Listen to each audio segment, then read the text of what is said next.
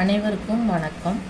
தினம் ஒரு பாடம் ரிவிஷன் பேஸ்டாக பார்த்துட்டு இருக்கோம். அதுபடி இன்றைக்கி 10th ஜியாகிரஃபி லெசன் 4 இந்தியா வளங்கள் மற்றும் தொழிலகங்கள் பார்ப்போம். இன்றைக்கி வளங்கள் பார்த்துருவோம். பார்ட் 2 வீடியோவை தொழிலகங்கள் பார்க்கலாம். ஏன்னா டைம் ரொம்ப எடுக்கும், அதனால் பார்ட் 2 பார்க்கலாம். இல்லை இன்ட்ரொடக்ஷன் என்ன இருக்குன்னா, இயற்கை வளங்கள் என்னென்ன வளங்கள் இருக்குது அப்படிங்கிறத பற்றி இருக்கும். வளங்கள் 2 வகைப்படும். ஒன்று புதுப்பிக்கக்கூடியது, இன்னொன்று புதுப்பிக்க இயலாது. புதுப்பிக்கக்கூடியது அப்படின்னா இயற்கையிலே கிடைக்கிறது. சூரிய சக்தி, காற்று, உயிரணு கழிவு, போத சக்தி, கடல் அலைகள்லேருந்து. புதுப்பிக்க இயலாதது அப்படின்னா நிலக்கரி, பெட்ரோலியம், இயற்கை வாயு போன்றதெல்லாம் புதுப்பிக்க முடியாது.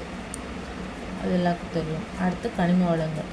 ஒரு குறிப்பிட்ட வேதியியல் மற்றும் இயற்பியல் பண்புகளை கொண்டு உயிருள்ள மற்றும் உயிரற்ற இயற்கை மூலங்களில் சேர்ந்தது தான் கனிமங்கள் அப்படின்னு சொல்கிறாங்க. கனிம வளங்கள் பற்றி பார்க்குறோம். அடுத்து புவியிலிருந்து கனிமங்களை அகழ்ந்தெடுக்கும் முறைக்கு சுரங்க தொழில் என்று பெயர். இதெல்லாம் கூட பார்த்துக்கோங்க. குரூப் 1 பேசிக் கேள்வியாக இதெல்லாம் கேட்பாங்க. அதாவது இப்போலாம் டைரக்ட் கொஸ்டினாக கேட்கறதில்ல, கூற்று காரணம் அந்த மாதிரி ட்விஸ்ட் பண்ணுற மாதிரி கேட்குறாங்க. அதுக்கேற்ற மாதிரி பார்த்துக்கோங்க. என்னென்னா டெக்ஸ்ட் புக்கில் இருக்க ஒவ்வொரு சென்டென்ஸுமே ரொம்ப இம்பார்ட்டன்ட் தான். அதனால் நம்ம நினைக்கிறோம் இதுலேருந்து கேள்வி கேட்கறதில்லன்னு, ஆனால் கொஷின் மேக்ஸிமம் இதுலேருந்து எடுக்கிறாங்க. நம்ம அதை கவனிக்க தவறிடுறோம். அதனால் இதில் இருக்கிறத கொஞ்சம் நல்லா ஆழ்ந்து பார்த்துக்காங்க, அதுவே போதும். அடுத்து இந்த பாக்ஸ் இன்ஃபர்மேஷன்லாம் ரொம்ப முக்கியம், அதனால் அதை கொஞ்சம் நல்லா பார்த்துக்கோங்க. இந்தியாவில் உள்ள கனிமங்களும் அவற்றோடு தொடர்புடைய அமைப்புகளும் எங்கெங்கே இருக்குங்கிறத பற்றி கொடுத்துருப்பாங்க. இது மேட்சஸில் ஒரு 4 விஷயம் கொடுத்துருக்காங்க. அதனால் டக்குனு அதில் மேட்சஸில் கேட்க வாய்ப்பு இருக்குது. இந்திய நிலவியல் கள ஆய்வு நிறுவனத்தின் தலைமையிடம் கொல்கத்தா. கோ அதாவது காவோட ரிலேட்டட் தானே கோ, அதனால் நான் களம் கொல்கத்தான்னு ஞாபகம் நான் வச்சுருக்கேன். அடுத்து இந்திய சுரங்க பணியகம் அப்படின்னாக்கா சுரங்கத்தில் நாகம் இருந்துச்சு அப்படின்னு நான் ஞாபகம் வச்சுருக்கேன், நாக்பூர். சுரங்க பணியகம் அப்படின்னாலே நாக்பூர். அடுத்து இரும்பு சாரா தொழில்நுட்ப மேம்பாட்டு மையம் ஹைதராபாத், சாரா ஹைதரா அப்படின்னு நான் ஞாபகம் வச்சுருக்கேன். அடுத்து இந்தியாவில் உள்ள சுரங்கங்கள் மற்றும் கனிமங்கள் நிறுவனத்துக்கான பொறுப்பு சுரங்கப்பணி அமைச்சகம், சுரங்கப்பணி அமைச்சகத்திடம் உள்ளது அப்படின்னு சொல்லியிருக்காங்க. இந்தியாவில் இருக்க சுரங்கங்கள் மற்றும் கனிமங்களின் நிர்வாகத்துக்கான பொறுப்பு யார்கிட்ட இருக்குன்னா சுரங்கப்பணி அமைச்சகத்திட்ட இருக்குது அப்படின்னு சொல்லியிருக்காங்க. அந்த வருஷம் 1957 கொடுத்துருக்காங்க. கலாய்வு கொல்கத்தா, சுரங்க பணியகம்னு கேட்டால் நாக்பூர், இரும்பு சாரா தொழில்நுட்ப மையம் கேட்டால் ஹைதராபாத். அவ்வளோதான். அடுத்து கனிமங்களின் வகைகள் 2 இருக்குது. ஆல்ரெடி நம்ம என்னென்ன 2 இருக்குதுன்னு பார்த்தோம். வளங்கள் 2 இருக்குன்னு பார்த்தோம், புதுப்பிக்கக்கூடிய, புதுப்பிக்க இயலாது. அதே மாதிரி கனிமங்கள் பார்த்தோம். இப்போ கனிமங்களில் 2 வகை இருக்குது. ஒன்று உலோக கனிமம், இன்னொன்று அலோக கனிமங்கள். உலோக கனிமம் என்னன்னு பார்ப்போம் வாங்க. உலோக கனிமங்கள் அதாவது கனிமங்கள் ஒன்று அல்லது அதுக்கு மேற்பட்ட உலோகங்களை கொண்டிருக்கும் உலோக கனிமம் அப்படிங்கிறது. அதில் உலோக கனிமங்கள் அரிதாகவும் இயற்கையான அடர்ந்த தாது படிவமாகவும் காணப்படுகிறது அப்படின்னு சொல்லியிருக்காங்க. நான் சொல்லியிருக்கேன் இல்லையா, இந்த மாதிரி மேப்பு இந்த மாதிரி கொடுத்துருக்கிற டேட்டாஸை கொஞ்சம் பார்த்துக்கோங்க. அதை வச்சு கொஞ்சம் ஞாபகம் இருக்கும். ஆல் ஓவர் இந்தியாவை பார்க்கலன்னாலும் கண்டிப்பாக தமிழ்நாட்டுக்கு பார்த்துக்கோங்க, அது நம்மளுக்கு நல்லது. இப்போ இரும்பு இருக்கிற இடம் சொல்லியிருக்காங்க. அடுத்து மாங்கனீஸு இங்கே இல்லை, தமிழ்நாட்டில் இல்லை. கிரீன் ஜிப்சம் இருக்குதுன்னு சொல்லியிருக்காங்க. இரும்பு இருக்குது. அடுத்து சுண்ணாம்பு கல் அதிகமாக இருக்குது. அப்புறம் பாக்சைட் இருக்குது. இது 4 தான், 1 2 3 4 தான் அதிகமாக கொடுத்துருக்காங்க தமிழ்நாட்டில். உலோக படிவுகளில் இரும்பு, மாங்கனீசு, தாமிரம், பாக்சைட், நிக்கல், துத்தநாகம், காரியம், தங்கம் போன்ற மதிப்புமிக்க உலோகங்கள் காணப்படுகின்றன. இதெல்லாம் உலோகங்கிறது நம்மளுக்கு எல்லாமே நல்லாவே தெரியும் இல்லையா. இதை கெமிஸ்ட்ரியில் பார்க்கும்போது எது உலோகத்தில் எக்ஸம்ஷன் நீர்மமாக இருக்குங்கிற உலோகம்னாலே நல்லா என்ன சொல்கிறது ஸ்ட்ராங்காக இருக்கும். அதில் எது லைட்டாக இருக்காது. அதே மாதிரி அழகுனா லைட்டாக இருக்கும், அதில் எது ஸ்ட்ராங்காக இருக்குது அப்படின்னு எக்ஸாம்ஷன்னு கெமிஸ்ட்ரியில் படிப்போம் சரியா. அதோட ரிலேட் பண்ணி படிங்க இதையும். அடுத்து இரும்புத்தாது. இந்தியாவில் காணப்படும் இரும்புத்தாது வளங்கள் ஹேமடைட், மேக்னடைட். மொத்தம் இரும்புத்தாதில் 4 விஷயம் கொடுத்துருப்பாங்க, 4 5. அதில் இந்தியாவில் காணப்படுறது எதுன்னு கேட்டாக்கா ஹேமடைட்டும் மேக்னடைட்டும். அந்த 5 இது என்னென்னு கொடுத்துருக்காங்க. இது மேட்சஸில் கேட்க வாய்ப்பு இருக்குது. பார்த்துக்கோங்க. Magnetite, hematite, goethite, limonite, siderite. Magnetite magnet தானே ஃபஸ்ட்டு, இரும்புனாலே மேக்னெட்டு, அதனால் மேக்னடைட் நல்லா ஞாபகம் இருக்கும். 72%. ஹேமடைட் மேக்னா அடுத்து ஹேமா 69.9, அடுத்து கோதைட் அது 62.9, லைமனைட் 55%, சிட்ரைட் 48%. இந்த 3 இது ஃபஸ்ட்டு ஞாபகம் வச்சுட்டிங்கன்னா அடுத்து உள்ள ஈஸியாக ஞாபகம் இருக்கும்.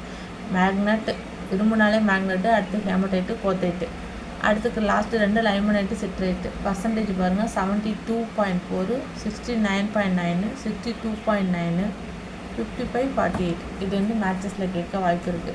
ஒன்றும் இல்லைங்க, நீங்கள் படிக்கிறதே திருப்பி ஒரு 2 வாட்டி பார்த்துக்கிட்டிங்கன்னா, 2 வாட்டி பார்க்கலாமோ ஒரு 4-5 வாட்டி பார்த்தீங்கன்னா உங்களுக்கு ஈஸியாக அது மனசில் பதிஞ்சிடும்.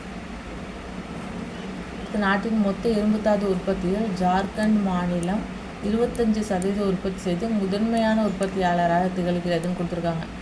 அப்புறமேட்டு இந்த முதன்மை அப்படிங்கிற கொடுத்துருக்க விஷயத்தெல்லாம் கொஞ்சம் நல்லா பார்த்துக்கோங்க. ஏன்னா அப்படி அதுலேருந்து தான் கேள்வியே எடுப்பாங்க அதிகபட்சம். இப்போ இரும்புத்தாது உற்பத்திகள் இந்தியாவில் முதலிடத்தில் இருப்பதுன்னு கேட்டால் ஜார்க்கண்ட். எத்தனை பர்சன்டேஜ் கொடுத்துருக்காங்கன்னா, பர்சன்டேஜ் இது மாதிரி டேட்டாஸ் கொடுத்துருந்தாங்கன்னா அதை கொஞ்சம் நல்லா பார்த்துக்கோங்க. இயரு டேட்டா அந்த மாதிரிலாம் கொடுக்கும்போது 25%. அடுத்து சிங்பம், தன்பாம், ஹசாரிபாக், ராஞ்சி ஆகிய மாவட்டங்கள் இம்மாநிலத்தின் முக்கிய உற்பத்தியாளர்கள். அதாவது ஜார்க்கண்டில் முக்கியமான மாவட்டங்கள் எதுன்னு ஒரு 4 மாவட்டம் கொடுத்துருக்காங்க, வேறு நூலில். ஃபஸ்ட்டு ஜார்க்கண்டு, அதுக்கடுத்து ஒடிசா 21% உற்பத்தியில் 2வது இடத்துல இருக்குன்னு கொடுத்துருக்காங்க. அதனால் இதெல்லாம் கொஞ்சம் கண்டிப்பாக பார்த்துக்கோங்க. இரும்புத்தாது உற்பத்தியில் ஃபஸ்ட்டு ஜார்க்கண்டு 25%, 2வது இடம் ஒடிசா 21%. அந்த கீழே ஒரு 4 மாவட்டம் கொடுத்துருக்காங்க. எது ஒடிசாவில் எங்கெங்கே அது உற்பத்தி ஆகுது அப்படிங்கிற மாதிரி. அடுத்து சத்தீஸ்கர் வந்து 18%, 3வது இடம். அதாவது மேக்னடைட் உற்பத்தியில் சத்தீஸ்கர் 18% இருக்குன்னு கொடுத்துருக்காங்க. அடுத்து கர்நாடகா மாநிலத்தில் 20% மேக்னடைட் கிடச்சிருது அப்படின்னு சொல்லியிருக்காங்க. இது வந்து மேக்னடைட்டும் இதுவும் மேக்னடைட் தான். 28. சத்தீஸ்கர்னாக்கா 18%, கர்நாடகானா 20%. ஃபஸ்ட்டு 2 இடம் எது இருக்குன்னாக்கா ஜார்க்கண்டு, ஒடிசா பார்த்துட்டோம். அடுத்து ஆந்திரா, தமிழ்நாடு அதெல்லாம் சுமார் ஒரு 5% கம்மியாக தான் கொடுக்குது. இருந்தாலும் தமிழ்நாட்டில் ஒரு இடம் கொடுத்துருக்காங்கன்னா அதை மெயினாக பார்த்துக்கோங்க. தமிழ்நாட்டில் எங்கெங்கே இரும்புத்தாது உற்பத்தி அப்படின்னு பார்ப்போன்னா சேலம் தான் ஃபஸ்ட்டு, அதான் செயில். அடுத்து நாமக்கல், திருவண்ணாமலை, திருச்சி, கோயம்புத்தூர், மதுரை, திருநெல்வேலி ஆகிய மாவட்டங்களில் குறிப்பிடத்தக்க அளவுக்கு இரும்புத்தாது உற்பத்தி செய்யப்படுகிறதுங்கிறாங்க. 5% தான். அந்த 5% எங்கள் தமிழ்நாட்டில் எந்தெந்த மாநிலத்தில் அப்படிங்கிற மாதிரி கொடுத்துருக்காங்க. எங்கே? சேலம், நாமக்கல், திருவண்ணாமலை, திருச்சி, கோயம்புத்தூர், மதுரை, திருநெல்வேலி, அவ்வளோதான். அடுத்து இந்த செயில் பற்றி கொடுத்துருப்பாங்க. செயில் அப்படின்னு என்னன்னாக்கா steel authority corporation of India limited, அதுதான் SAIL. Steel authority India limited. என்ன வருஷம் அப்படின்னாக்கா 1973. சில சமயம் 74 கொடுத்துருக்காங்க. ஆப்ஷன் பேஸ்டாக ஆன்சர் பண்ணுங்கள். அடுத்து மாங்கனீஸு அப்படிங்கிறது இந்த சாம்பல் அதோட தன்மையை பற்றிலாம் கொடுத்துருந்தாங்கன்னா கொஞ்சம் நல்லா பார்த்துக்கோங்க. ஏன் அதோட நிறம் தன்மையை பற்றி, ஏன்னாக்கா அது கூற்றுக்காரணத்தில் வார்த்தைகளை மாற்றி வச்சு கேட்க வாய்ப்பு இருக்குது. மாங்கனீஸு அப்படின்னா வெளிர் சாம்பல் நிறம், மிகவும் கடினமானது ஆனால் எளிதில் உடையும். கடினமாக இருக்குமோ ஆனால் எளிதில் உடையும், அதனால் பார்த்துக்கோங்க. அடுத்து இரும்பு, லேட்ரைட் மற்றும் பிற தாதுக்களுடன் கலந்து காணப்படும். இது தனியாக இல்லை, பிற தாதுக்களோடு மாங்கனீஸு எப்பொழுதும் அப்படின்னு வார்த்தை கொடுத்துருக்காங்க பாருங்கள். தனியாக இருக்காது. இரும்பு, லேட்ரைட் மற்றும் பிற தாதுகளுடன் கலந்து காணப்படும். இது இரும்பு, எஃகு மற்றும் உலோக கலவை உற்பத்திக்கு அடிப்படையான மூலப்பொருள் ஓர்னு சொல்லுவோம் இல்லையா, அது மாதிரியானது இதுன்னு சொல்கிறாங்க. இது மாங்கனீஸு. இப்போது 1 டன் இரும்பு எஃகு உற்பத்தி செய்வதற்கு 10 கிலோ மாங்கனீஸ் தேவைப்படுகிறது. அதாவது 1 டன் அப்படிங்கிறது என்னன்னாக்கா 1000 கிலோ. 1000 கிலோ இரும்பு டன்னுக்கு 10 கிலோ இது. அப்போ ரேஷியோ அப்படின்னா 1000:10 அப்படிங்கிற ரேஷியோவில் மாங்கனீஸு கலக்கப்படுது. இது கண்டிப்பாக இது மாதிரி கூற்றுக்காரணத்தில் கேட்க வாய்ப்பு இருக்குது. அது அப்புறம் குரூப் 4 பேஸில் அதோட பயன்பாடெல்லாம் கொஞ்சம் கேட்பாங்க, அதை பார்த்துக்கோங்க. இது எதுக்கெல்லாம் பயன்படுது அப்படின்னு பார்த்தா எது மாங்கனீஸு. வெளுக்கும் தூள், பூச்சிக்கொல்லிகள், வண்ணப்பூச்சிகள், அதான் பெயிண்ட்டு, மின்கலன்கள் போன்றவற்றை தயாரிப்பதற்கு மாங்கனீசு பயன்படுகிறது. அவ்வளோதான். அடுத்தது மொயில் அப்படின்னு கொடுத்துருக்காங்க. மொயில் அப்படின்னா என்னென்னா மாங்கனீசு ஓர் இந்தியா லிமிடெட். நம்ம ஃபஸ்ட்டு செயல் பார்த்தோம், அது 1973. மொயிலோட வருஷம் என்னென்னா 1962. மொயில்னால் மயில் ஞாபகம் வச்சுக்கோங்க, 3 எழுத்து. ஆனால் ஆரம்பித்தது 62ல். இதில் 3 விஷயம் வரும் இங்கே. செயல், மொயில், அப்புறம் கீழே ஒரு விஷயம் நெயில் வரும். அது என்னன்னு பார்த்து சொல்கிறேன். கெயில், அதாவது செயல் 1973, மொயில் 1962, 6-2-7-3. அடுத்து கெயில் 1984, 8-4. அப்படி 10 விஷயம் மாறி வரும், பார்த்துக்குங்க. 62 மொயில், 73 செயல், 84 கெயில். இது எங்கெங்கே கிடைக்கும்னு போட்டிருக்காங்க. ஒடிசா, கர்நாடகா, மத்திய பிரதேசம், மகாராஷ்டிரா, கோவா, ஆந்திர பிரதேசம் மற்றும் ஜார்க்கண்ட் போன்ற மாநிலங்களில் காணப்படுகிறதுன்னு கொடுத்துருக்காங்க.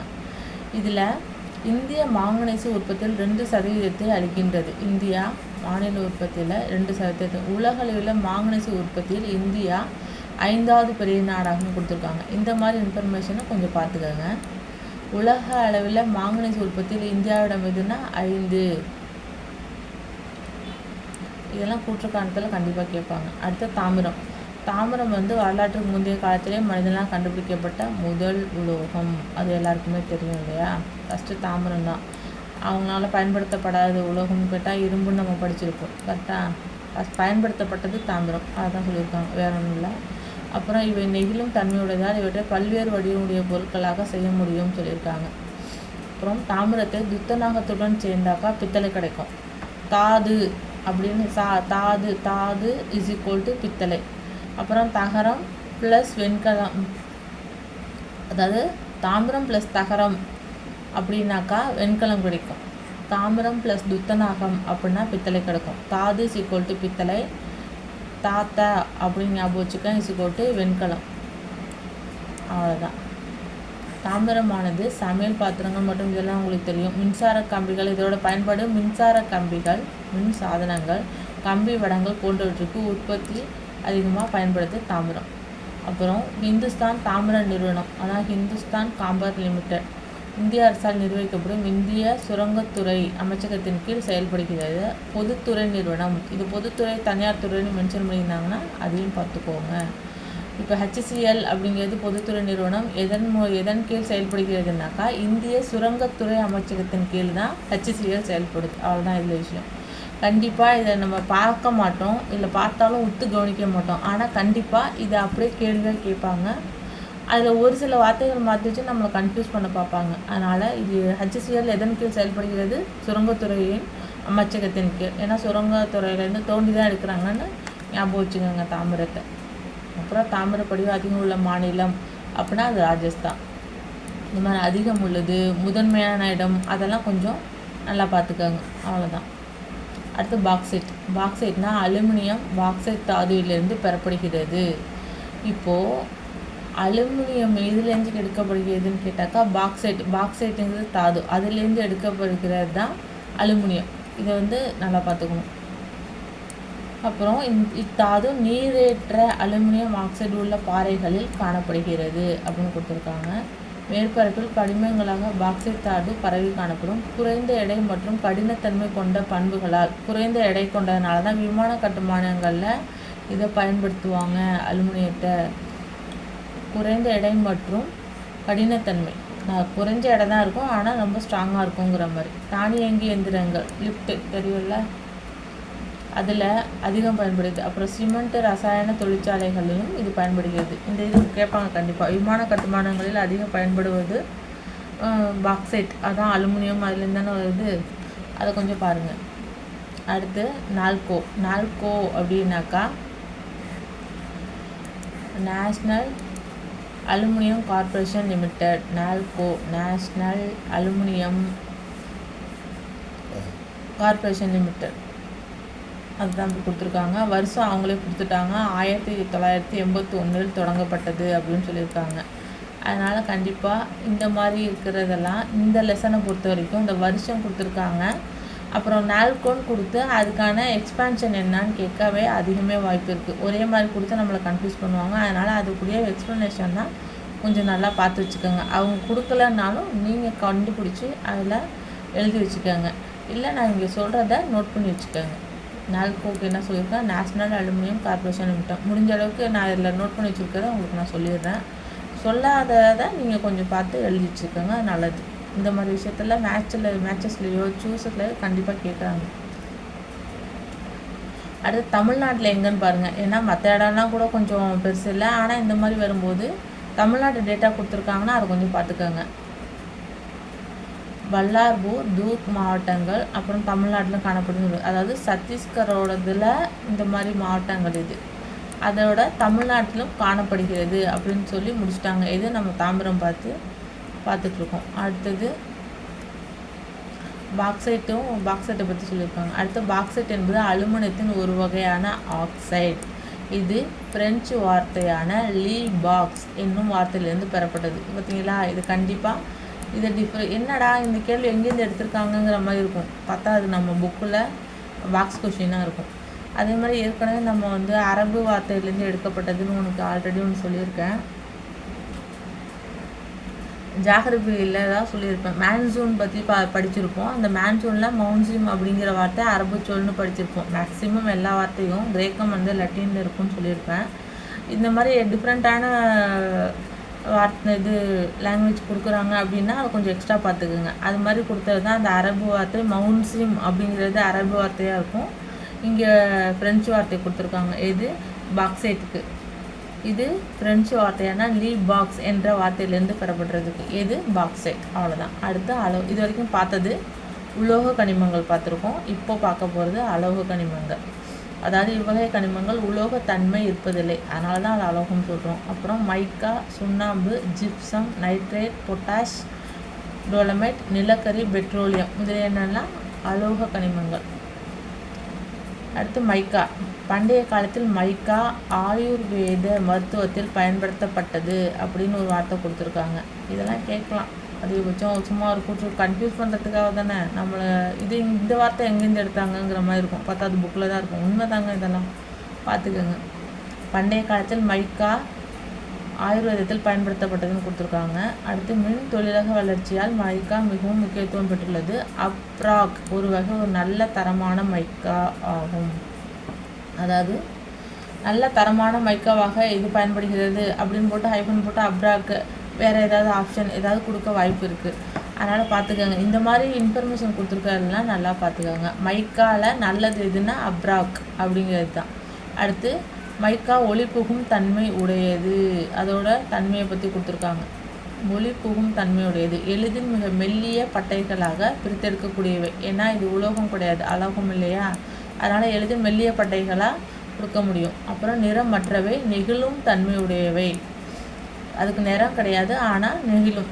அப்புறம் குறைந்த மின் இழப்பையும் அதிக மின் அழுத்தத்தையும் தாங்கக்கூடியது. அதனால தான் மின் காப்பான்கள் இன்சுலேட்டரில் பயன்படுத்துகிறாங்க. அதாவது கரண்ட் ஷாக் அடிக்காமல் இருக்கிறதுக்கு இதை நிறையா யூஸ் பண்ணுறாங்க. அதனால் இதோட பயன்பாடு பார்த்துக்கோங்க. மைக்காவோட பயன்பாடு கான்னு இல்லை, எல்லாத்தோட பயன்பாடு இப்போ முதல் அதோட தன்மையெல்லாம் கொடுத்துருக்காங்கன்னா கொஞ்சம் நல்லா நோட் பண்ணி பார்த்துக்கோங்க. கண்டிப்பாக கூற்று காரணத்தில் கேட்பாங்க.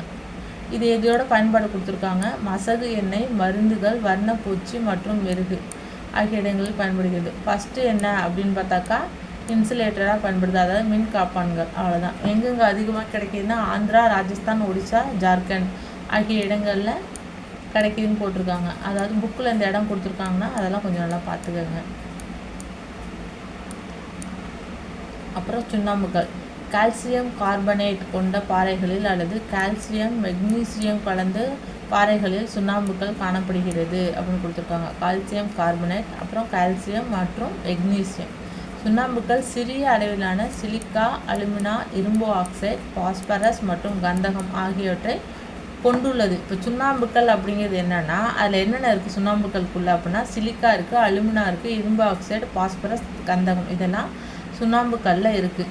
அது இல்லாமல் கால்சியம் கார்பனேட் மற்றும் கால்சியம் மெக்னீசியத்தோட கலவைன்னு சொல்லியிருக்காங்க. இப்போது சோடா சாம்பல், எரிசோடா, வெளுக்கும் தூள், காகிதம், சிமெண்ட், இரும்பு எஃகு உற்பத்தி, கண்ணாடி மற்றும் உரங்கள் தயாரிப்பில் சுண்ணாம்புக்கல் பயன்படுதுன்னு சொல்லியிருக்காங்க. என்னென்னா சோடா சாம்பல், எரிசோடா, வெளுக்கும் தூள், அதான் வாஷிங் தூள், ப்ளீச்சிங் பவுட்ரு, காகிதம், சிமெண்ட், இரும்பு எஃகு உற்பத்தியில், கண்ணாடி அதுலேயும் சுண்ணாம்புக்கல் பயன்படுதுன்னு சொல்லியிருக்காங்க. இப்போது ஜிப்சம். ஃபஸ்ட்டு சுண்ணாம்புக்கல் என்ன? கால்சியம் கார்பனேட் பார்த்தோம். காக்கா அப்படின்னா அது சுண்ணாம்பு. கால்சியம் காசல் அப்படின்னா அது ஜிப்சம். காக்கானா சுண்ணாம்புக்கல், கால்சியம் கார்பனேட்டு சுண்ணாம்புக்கல்ல இருக்கும். ஜிப்சமில் இருக்கிறது என்ன? கால்சியம் சல்ஃபேட், அப்போ காசல் அப்படின்னு ஞாபகம் வச்சுக்கோங்க.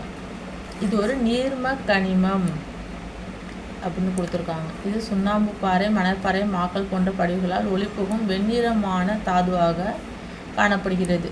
நம்ம சுண்ணாம்பும் வெண்ணிறமாக இருக்கும், ஜிப்சமும் வெண்ணிறமாக இருக்கும். நிறம் இல்லாதது எது? மைக்கா, பார்த்துருக்கோம். அதனால் அதோட தன்மையை சொல்லும்போது நிறம் மற்றவை நெகிழும் தன்மைன்னு சொல்லியிருந்தாங்க இல்லையா, பார்த்துக்கோங்க சொல்லியிருக்காங்க. அடுத்து எங்கெங்கே கிடைக்கும்னு போட்டிருக்காங்க. அதில் தமிழ்நாடுங்கிற ஒரு வார்த்தை இருக்குது, அதையும் பார்த்துக்கோங்க. அடுத்து ஆற்றல் வளங்கள்.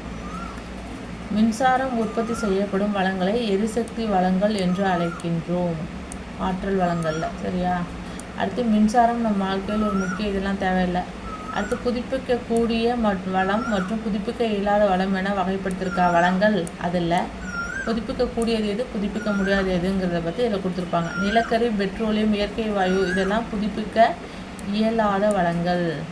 இயற்கையில் கிடைக்கிற வளங்கள் தான் புதுப்பிக்க முடியும். என்னென்ன? நீர், சூரிய ஒளி, காற்று, இதெல்லாம் புதுப்பிக்கக்கூடிய வளங்கள். இது நம்மளுக்கு நல்லாவே தெரியும். இப்போ இங்கே அதை ரெண்டாக பிரித்து இங்கே கொடுத்துருக்காங்க. புதுப்பிக்க இயலா வளங்கள் என்னென்ன? நிலக்கரி, பெட்ரோல், இயற்கை வாயு பார்த்தோம். அதை பற்றி ஒரு சின்ன டேட்டாவோட கொடுத்துருப்பாங்க பாருங்கள். நிலக்கரி என்பது எளிதில் எரியக்கூடியது, அது நல்லாவே தெரியும். ஒரு நீரக கனிமம். ஃபஸ்ட்டு இது என்ன பார்த்தோம்? நீர்ம கனிமம் அப்படின்னா என்ன? ஜிப்சம். இந்த கொடுத்துருக்காங்களா வார்த்தை, இந்த வார்த்தையை வச்சு ட்விஸ்ட் பண்ணுவாங்க. ஜிப்சம் வந்து நீர்ம கனிமம். அதே மாதிரி நிலக்கரி நீரக கனிமம். இது படிவுப்பாறைகளில் கிடைக்கிறதுன்னு கொடுத்துருக்காங்க. அடுத்து கரிம அளவில் நிலக்கரி கீழ்காரும் அளவில் செயல்படுது. என்னென்னா ஆந்திரசைட். ஃபஸ்ட்டு நம்ம அங்கே இரும்புக்கு பார்த்தோம் இல்லையா, மேக்னடைட், ஹேமடைட், கோத்தைட், அப்புறம் லாஸ்ட்டு 2 பார்த்துருந்தோம். கோத்தைட், லைமனைட், சிட்டரைட் பார்த்துருந்தோம்ல. அதே மாதிரி இங்கே ஜிப்சத்துக்கு கொடுத்துருக்காங்க. அதே மாதிரி நிலக்கரிக்கு 4 விஷயம் கொடுத்துருக்காங்க. என்னென்னா ஆந்திரசைட், பிட்டுமினஸ், பழுப்பு நிலக்கரி, மரக்கரி. ஆந்திரசைட் தான் அதிகம், 80-90% இருக்கும் நிலக்கரியில். பிட்டுமினஸ் 60-60%. ஃபஸ்ட்டு ஆந்திரசைட் ஆ தான். அடுத்து பி, ஏபி 60-80. அடுத்து பழுப்பு பி 40-60. அடுத்து எம் மரக்கரி 40%க்கும் குறைவு. ஈஸியாக ஞாபகம் வச்சுக்கோங்க. ஆந்திரசைட், பிட்டுமினஸ், பழுப்பு நிலக்கரி, மரக்கரி, அவ்வளோதான். அடுத்து இது இயற்கை வாயுவாகவும் எண்ணெயாகவும் அனல் மின் சக்தியாகவும் மாற்ற இயலும் அப்படின்னு ஒரு வார்த்தை கொடுத்துருக்காங்க.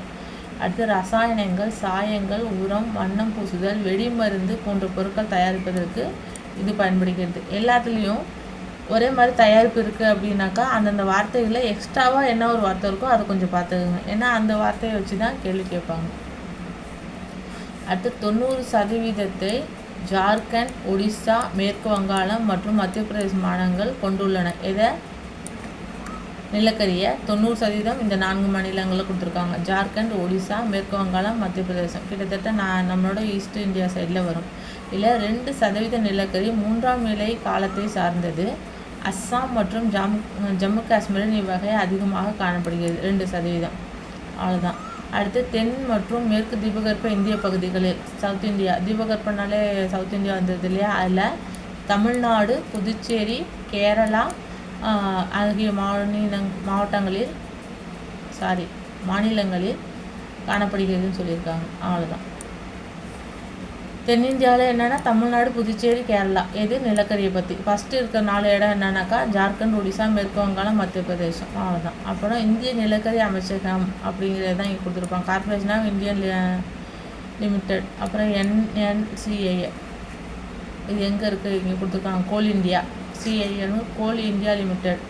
அதுதான் எங்கே இருக்குது அப்படிங்கிறத கொடுத்து அந்த மாவட்டங்களை கொடுத்துருக்காங்க. போலாரிஸ் நிலக்கரி நிறுவனம், SCCL அப்படிங்கிறது. இந்திய அரசால் நிர்வகிக்கப்படும் இந்திய நிலக்கரி நிறுவனம் மேற்கு வங்கத்தில் உள்ள கொல்கத்தாவை தலைமையிடமாக கொண்டு செயல்படுகிறது. இது கேட்பாங்க. கோல் இந்தியா தலைமையிடம் எது அப்படின்னு கேட்பாங்க. கொல்கத்தா அப்படின்னு ஞாபகம் வச்சுக்கோங்க. எப்படி கொல்கத்தா, வருஷம் 1975. அதில் வருஷம் மென்ஷன் பண்ணலை, நான் உங்களுக்கு எக்ஸ்ட்ரா இன்ஃபர்மேஷன் கொடுத்துருக்கேன். அடுத்து பெட்ரோலியம், கச்சா எண்ணெய். இதெல்லாம் இப்போ என்னென்ன பார்த்துட்ருக்கோம்? நம்ம ஆல்ரெடி உலோகம் பார்த்தோம். இப்போ பார்த்துட்ருக்கிறது அலோகத்தில் உள்ள பாட்டு. அடுத்து பெட்ரோலியம், கச்சா எண்ணெய். பெட்ரோலியம் வந்துச்சு பாருங்கள், லத்தீன் மொழிச்சொல் வந்துச்சா. ஃபஸ்ட்டே ஒன்று பார்த்தோமா, அது என்ன? ஃப்ரெஞ்சு வேர்டு பாக்சைடு பார்த்தோமா. இது பெட்ரோலியம் அப்படிங்கிறது, பெட்ரோ அப்படின்னா பாறை, ஒலியம் அப்படின்னாக்கா ஆயில், எண்ணெய், அதுதான் சொல்லியிருப்பாங்க. அது என்ன வார்த்தை அப்படின்னாக்கா லத்தீன் வார்த்தை. இது கெமிஸ்ட்ரியிலேயே இந்த விளக்கம் கொடுத்துருப்பாங்க, பார்த்துக்கோங்க.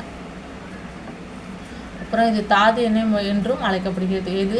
பெட்ரோல் தாது எண்ணெய் என்றும் அழைக்கப்படுகிறது. இதில் 90-95% நீரக கரிமமும் மீதம் உள்ளது ஆக்சிஜன், ஹைட்ரஜன், கந்தகம் இருக்கும் கொடுத்துருக்காங்க. இதில் என்னென்னு 90-95 நீரக கனிமம், அதில் 5-10 ஆக்சிஜன், ஹைட்ரஜன், கந்தகம் போன்ற கரிம உலோகங்களையும் கொண்டுள்ளதுன்னு கொடுத்துருக்காங்க. ஆல்ரெடி நம்ம நீரக கரிமம்னு எதை பார்த்தோம்? நிலக்கரியை பார்த்தோம். அப்புறம் நீர்ம கனிமம்னு சொல்லிட்டு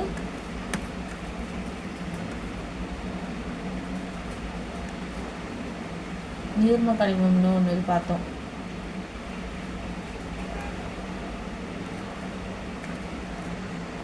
நீர்ம கனிமம் அப்படின்னா ஜிப்சம் பார்த்துருப்போம், ஜிப்சம். அடுத்து நீரகம் அப்படிங்கிறது நிலக்கரி பார்த்தோம். இப்போ பெட்ரோலியத்துலேயும் அந்த நீரகம் அப்படிங்கிற வார்த்தையை கொடுத்துருக்காங்க.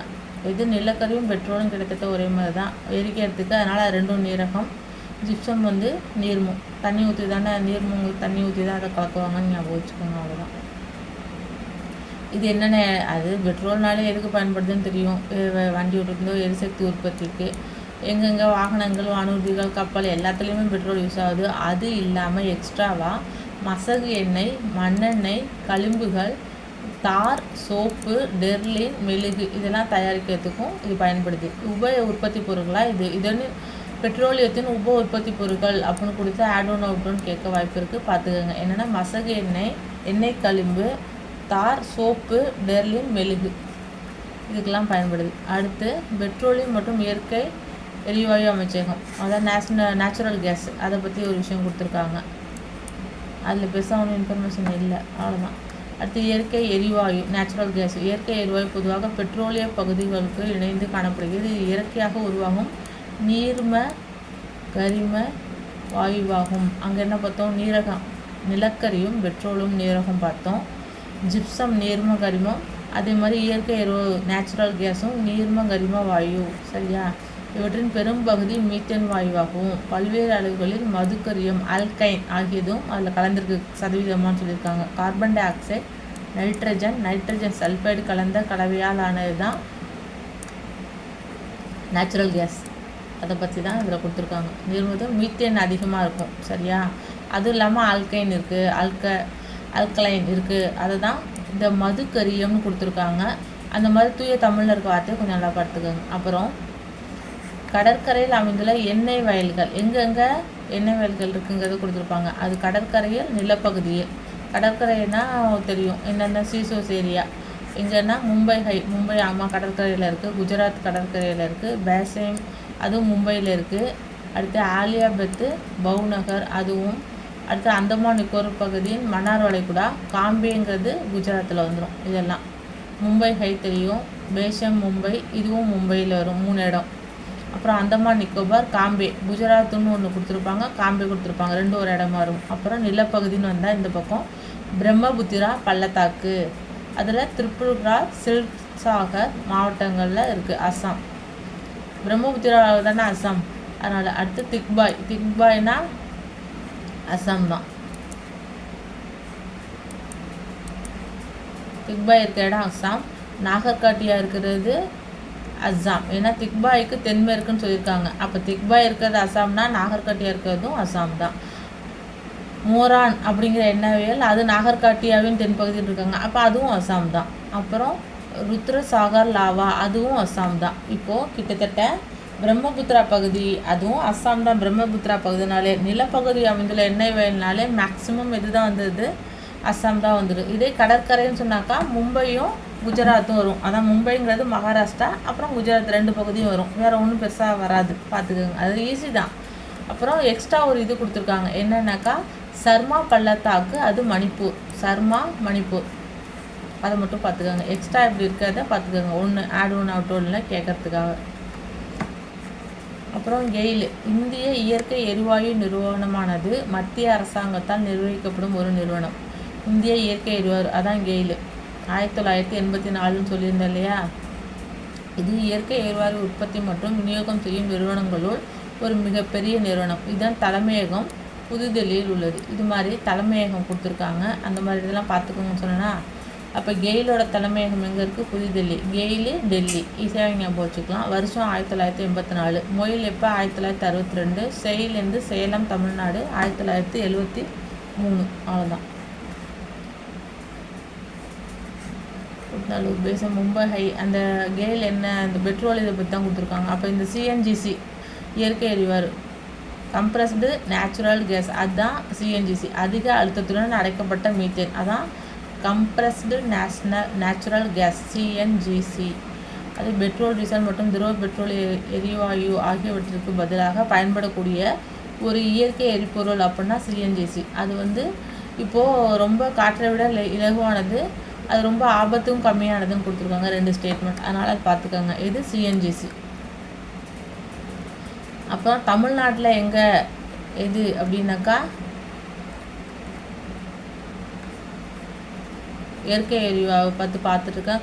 பாக்ஸாக கொடுத்துருக்கனால அந்த இன்ஃபர்மேஷனையும் பார்த்துட்டு வர்றதுனால இது கண்டினியூ இப்படி பார்த்துக்கோங்க. தமிழ்நாட்டில் நெய்பள்ளத்தூர் மற்றும் மங்கமடம், அது இருக்கிற இடம் தஞ்சாவூர். அந்த இடத்துல எது இருக்குது? நேச்சுரல் கேஸ் சிஎன்ஜிசியோட இடம் இருக்குது. தமிழ்நாட்டில் நெய்பள்ளத்தூர் நேச்சுரல், இயற்கை நெய் இயற்கையில் கிடைக்கக்கூடாது. அப்புறம் மங்கமடம், மாங்கான்னு ஞாபகம் வச்சுக்கோங்க, தஞ்சாவூர் அதிகமாக கிடைக்கிது. அவ்வளோதான்.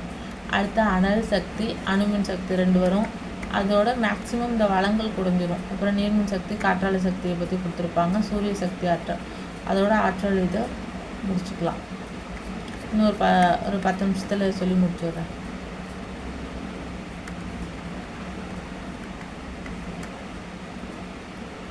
அது அடுத்தது புதுப்பிக்கக்கூடிய வளங்கள், அதில் தான் நீர்மின் சக்தியெல்லாம் வரும். இப்போ நம்ம பார்த்துட்ருக்குது புதுப்பிக்க இயலாத வளங்கள், சரியா? அதோட இதில் முடிச்சிடலாம். அனல் மின் சக்தி, அது அனல் மின் சக்தி நான் நிலக்கரி, பெட்ரோலியம், டீசல் இதை எரிக்கிறதுனால கிடைக்கிறது தான் அனல் மின் சக்தி. இது எங்கே அப்படின்னாக்கா என்டிபிசி அப்படின்னா national thermal power corporation. NTPC national thermal power corporation 1975ஆம் ஆண்டு தொடங்கப்பட்டது. 1975ஆம் ஆண்டு. தற்சமயம் தேசிய அனல்மின் நிறுவனத்தின் கீழ் 13 நிலக்கரி சார் அனல்மின் திட்டங்களும் 7 இயற்கை எரிவாயு திரவ எரிபொருள் சார்ந்த அனல்மின் திட்டங்களும் இருக்கிறதா சொல்லியிருக்காங்க. அப்புறம் இது எங்கெங்கன்னா அஸ்ஸாம், பீகார், ஜார்க்கண்ட், சத்தீஸ்கர், மிசோரம் மற்றும் மேற்கு வங்கத்தில் அதிகமாக அங்கே தான் கிடைக்கிது. இங்கே தமிழ்நாட்டில்னு பார்த்தாக்கா நெய்வேலி, மேட்டூர், தூத்துக்குடி, எண்ணூர் 4 இடத்துல அனல் மின் நிலையம் இருக்குது. எங்கெங்க? நெய்வேலி, மேட்டூர், தூத்துக்குடி, எண்ணூர், 4 இடத்துலையும் அனல்மின் சக்தி தமிழ்நாட்டில் இருக்குது. அது பார்த்துக்கோங்க. அடுத்து அணுசக்தி, அணுக்கரு பிறகு அல்லது இணையும் போது வெளிப்படும் ஆற்றலை பயன்படுத்தி உருவாக்குறது தான் மின்சாரம் உருவாக்கணும். அதுதான் அணுசக்தி மின்சாரம். அதில் யுரேனியம் மற்றும் தோரியம் தாதுக்கள் அணுசக்தி பெறப்படுகிறது. எதுலேருந்து? யுரேனியம், தோரியம், அந்த 2 வார்த்தை பார்த்துக்கோங்க. எதுலேருந்து அணுமின் சக்தி கிடைக்கப்படுகிறதுனா நம்ம அனல் மின்னா நிலக்கரி, பெட்ரோல், இயற்கை எரிவாயுவை எரிக்கிறதுனால வருது. அணு அப்படிங்கிறது யுரேனியமும் தோரியமும் சேர்ந்தது அணுசக்தி. அவ்வளோதான். இந்தியாவின் முதல் அணுமின் நிலையம் 1969 தாராபூரில் நிறுவப்பட்டது. அது எங்கே இருக்குது? மும்பை. முதல் அணுமின் நிலையம் இந்த மாதிரி முதல் இருக்கிறது பார்த்துக்கோன்னு சொன்னா இல்லையா, எங்கே இருக்குது? மும்பையில் தாராபூர். வருஷம் 1969. அடுத்து ராஜஸ்தான் மாநிலத்து கோட்டாவிற்கு அருகில் 100 மெகாவாட்டும், ரவத் பட்டா அப்படிங்கிற மாவட்டத்தில் 335 மெகாவாட்டும் அணுமின் நிலையம் கிடைக்கிது அப்படின்னு சொல்லியிருக்காங்க. முதல் ஆரம்பித்தது மும்பை 1969, 2வது ராஜஸ்தானில் இருக்குது அப்படின்னு சொல்லியிருக்காங்க. அவ்வளோதான். அடுத்து இந்திய அணு மின் சக்தி நிறுவனம், நியூக்ளியர் பவர் கார்ப்பரேஷன், என்டிபிசி அப்படின்னா தெர்மல் இது NPCIL அப்படின்னாக்கா nuclear power corporation of India. எப்போ வருஷம் அப்படின்னா 1987. அதோட ஹெட் குவார்ட்டர்ஸ்ன்னு கேட்டால் மும்பை. ஏன்னா ஃபஸ்ட்டு ஆரம்பித்தது எங்கே? மும்பை தாராபூர் தானே. அப்போ ஹெட் குவார்ட்டர்ஸு அங்கே தான் இருக்குது. அதெல்லாம் எக்ஸ்ட்ரா இன்ஃபர்மேஷன் நான் கொடுக்குறேன், கொஞ்சம் பார்த்துக்கோங்க. அவ்வளோதான். அடுத்து தமிழ்நாட்டில் வந்துட்டாங்கல்ல. தமிழ்நாடுன்னா அது கொஞ்சம் கஷ்டமாக பார்த்துக்கணும். தமிழ்நாட்டில் கல்பாக்கம் அணுமின் நிலையம், கூடங்குளம், இது ரெண்டும். இதுக்கு அடுத்தது தான் உத்தரப்பிரதேசம், கர்நாடகாலாம் வருது. மெகாவாட் பார்த்துக்குங்க. அதிகமாக இருக்கிறது கூடங்குளம் தான், 2000 மெகாவாட்டு. அதுக்கு அடுத்து தான் கல்பாக்கம். கல்பாக்கம்க்கு செங்கல்பட்டு மாவட்டம், கூடங்குளம் திருநெல்வேலின்னு நினைக்கிறேன், பார்த்துக்குங்க. இது வந்து கல்பாக்கம் கூடங்குளம்னா அணுமின் சக்தி. அனல் மின் சொன்னாக்கா நெய்வேலி, மேட்டூர், தூத்துக்குடி, எண்ணூர் அப்படின்னா அனல்வெளி, அனல் பறக்குது. அணுகுண்டு, கல், கூடம், அப்போ அணுகுண்டு அப்படின்னு சொல்லி ஞாபகம் வச்சுக்கோங்க. அவ்வளோதான். அதுக்கு புதுப்பிக்கக்கூடிய ஆற்றல் அப்படிங்கிறத நெக்ஸ்ட் வீடியோவாக பார்ப்போம். ஏன்னா இதுவே 35 நிமிஷம் ஆயிடுச்சு. நம்ம இது வரைக்கும் பார்த்தது புதுப்பிக்க இயலாத வளங்களில் பார்த்துருந்தோம். சரிங்களா? Thank you very much. அடுத்த வீடியோ வைப்போம். நல்லா படிங்க. தேங்க்யூ.